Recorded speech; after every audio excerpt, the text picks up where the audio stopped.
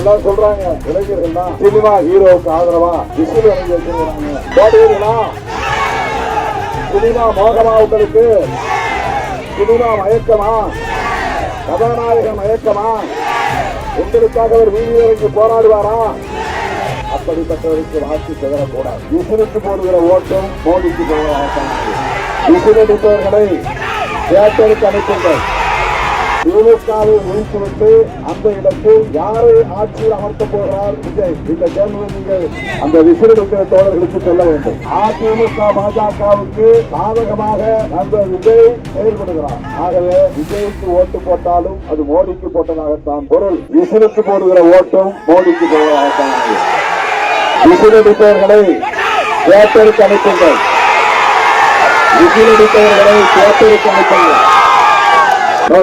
நண்பர் விஜய் தனியே கட்சி தொடங்கி தனியே களம் காண்கிறார். அவருடைய ஒரே நோக்கம் திமுக கூட்டணியை வீழ்த்துவதுதான். திமுக கூட்டணியை வீழ்த்துவதற்காக கட்சி தொடங்கி இருக்கிறார். திமுகவை ஆட்சியில் இருந்து அகற்றுவதற்காக கட்சி தொடங்கி இருக்கிறார். அது அவருடைய ஆசையாக இருக்கட்டும், அது அவருடைய விருப்பமாக இருக்கட்டும், அது அவருடைய நோக்கமாக இருக்கட்டும். ஆனால் திமுகவை வீழ்த்துவிட்டு அந்த இடத்தில் யாரை ஆட்சியில் அமர்த்தப் போகிறார் விஜய்? இந்த கேள்வியை நீங்கள் அந்த விசிலடிக்கிற தோழர்களுக்கு சொல்ல வேண்டும். அதிமுக பாஜகவுக்கு சாதகமாக நண்பர் விஜய் செயல்படுகிறார். ஆகவே விஜய்க்கு ஓட்டு போட்டாலும் அது மோடிக்கு போட்டதாகத்தான் பொருள். ரெட்டையடைக்கு போட்டாலும் அது மோடிக்கு போடுவதாகத்தான் பொருள். எல்லாம் சொல்றாங்க காலனிக்கு போனா இளைஞர்கள் தான் சினிமா ஹீரோவுக்கு ஆதரவா விசில் அணிஞ்சு வச்சிருக்காங்க. போடுவீங்களா?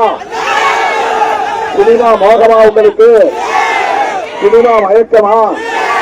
கதாநாயகன் மயக்கமா? உங்களுக்காக ஒரு வீதியில் இறங்கி போராடுவாரா? உங்களுக்காக உங்கள் வீதிக்கு தேடி வருவாரா? உங்கள் துக்கத்தில் பங்கேற்பாரா? உங்கள் கண்ணீரை துடைப்பாரா? உங்களுக்காக ஏதேனும் அவர் செயல்பட செய்ய காத்திருக்கிறாரா? அப்படிப்பட்டவருக்கு வாக்கு சிதறக்கூடாது.